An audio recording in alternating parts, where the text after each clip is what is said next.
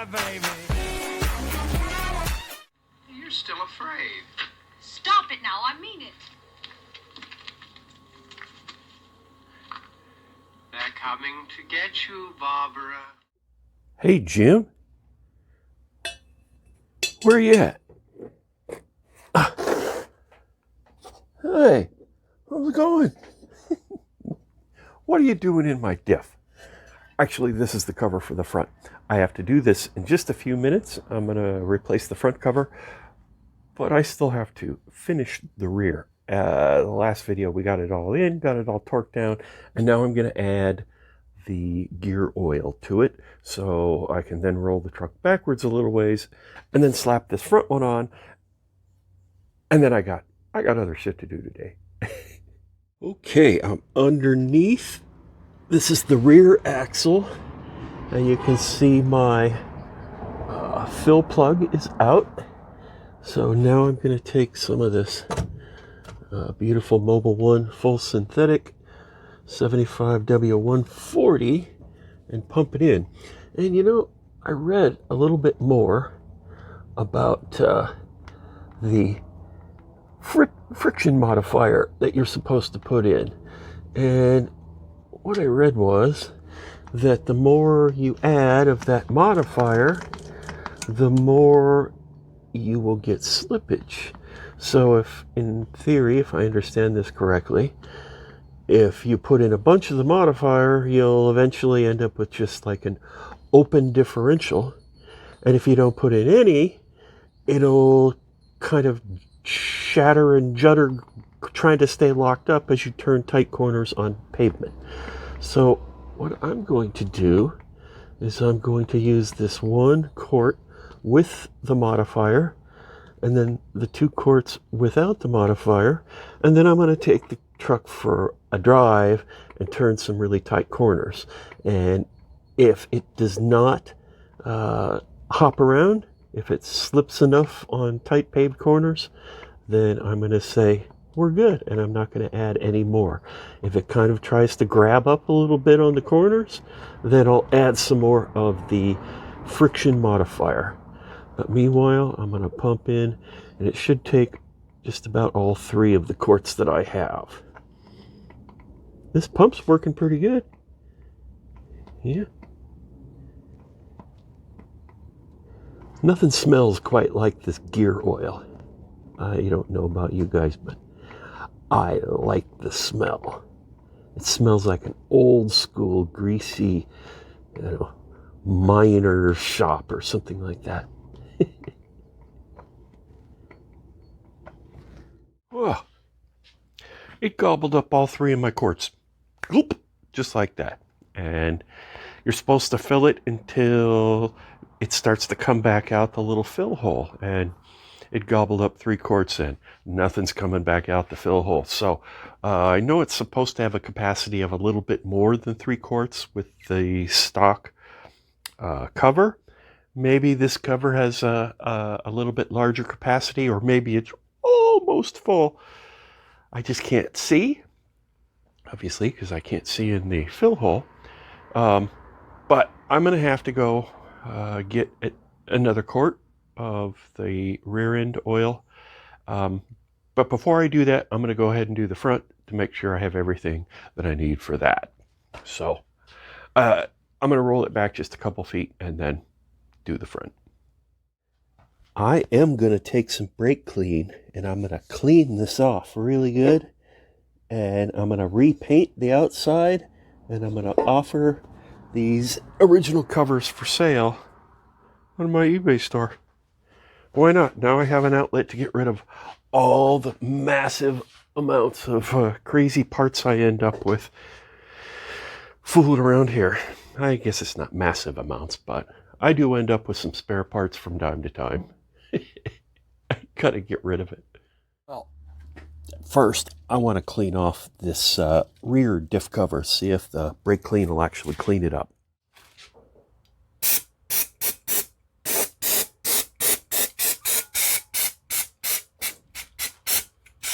Yeah, not so much.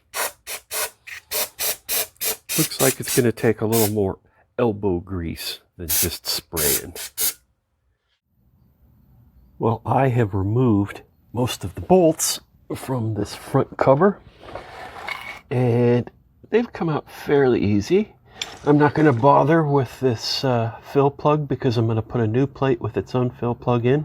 So I'm not worried if that's seized in there or not. But what's interesting is the one last fastener right here, right next to the U-bolt that mounts the leaf spring. And it's like basically touching this U-bolt bracket. So this is a hex key bolt. All the rest of them were standard hex head bolts. Here, all the rest of them were like that, but this one here, I guess there's no way you could get a socket on it if it was one of these without removing this whole bracket. So that's no good. All right, let me pull it out. Okay, that hex key nut or bolt, this guy right here, that was the problem with this whole deal so far. And all I'm going to say is take your time and clean out the spot, the hole where the opening where the tool fits in, so your tool can get all the way in and seat at the bottom before you start trying to torque it out. You can see it's been glued in, and so it took a lot of effort to break it loose. And if you don't get the tool all the way in, you're going to end up with a stripped bolt, and this will be the bugaboo that gets you. So take your time on this one. Everything else looks pretty good, so let's see about breaking this guy loose.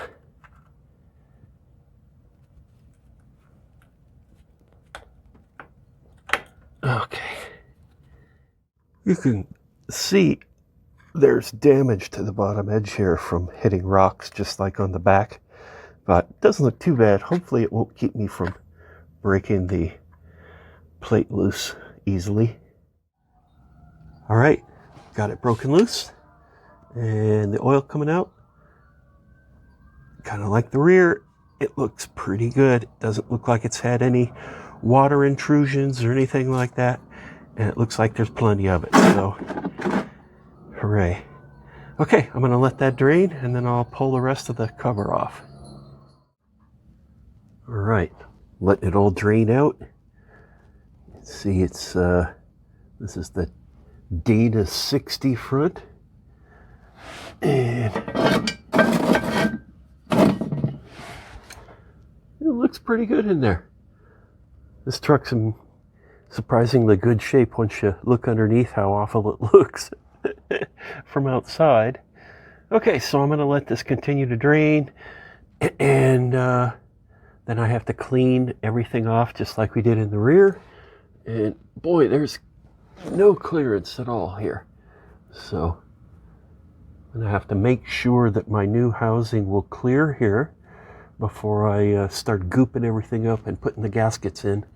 But this vehicle has, I think it has about 120,000 miles maybe. And this is the first time that the front or the rear differentials have ever been opened in its 120,000 mile life since 1999. So this is pretty good. And the loveliness of that oil that came out being all nice and clean. I had a first generation Bronco way back in the mid 80s, and one time I opened up the rear end on that, and it was a mess because water had intruded into it and turned it into a slushy foam. So water intrusion in these does not do them any good at all. But this one has not had any, and that's really good. Yay! Well, I have cleaned everything, and I didn't do anything on the internal parts. I left it just as it stands. I covered the internals and cleaned the housing and cleaned the mating surface there, and I've already done a final clean with some lacquer thinner to make sure there's no oil. So now I'm going to prepare the cover, which I've already test fit, and it fits just fine. So just as before, I'm going to go around this and do a ribbon of my RTV, go around every single hole, continuous unbroken ribbon all the way around, and then I'm going to put my gasket on here, this gasket right here, and then I'm going to do the same thing again on top of the gasket all the way around, and then I'm going to install it on the differential with all of these lovely new bolts, and I'm going to remember to put the original tag back on it, where you can see it says it's a 430, so it matches the one in the rear. Yay. Well, there's the old rear plate, and there's the old front plate, and there's the new front plate. I have not refilled it yet. You can see maybe on the very end there, in the shadow, there's the fill port, and I have the plug out. I'm going to let this sit till tomorrow, and I'll add the oil tomorrow, and that'll be the end of this particular process. So it's worked out. It's worked out pretty good. So I'll see about cleaning up those, the old takeoff housing covers. And I already have the boxes that the new ones came in, and I have a spare gasket, so I might as well, since I have the boxes, I'll clean them up as best I can, and then I'll put them up for sale for some nominal amount. Otherwise, they'll be around my garage for the next 100 years, because, I can't throw that kind of stuff away. I just can't. And you can't let that kind of stuff build up either. So I think I'll put those on eBay as a buy it now, and we'll just see. Maybe I'll even link to these videos so whoever buys them can see me taking them off. Wouldn't that be a thrill? I don't know, maybe. Thanks for watching.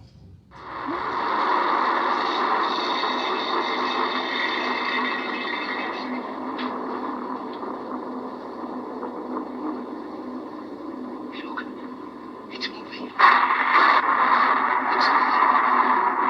It's alive. It's alive. It's moving. It's alive. Oh, it's alive.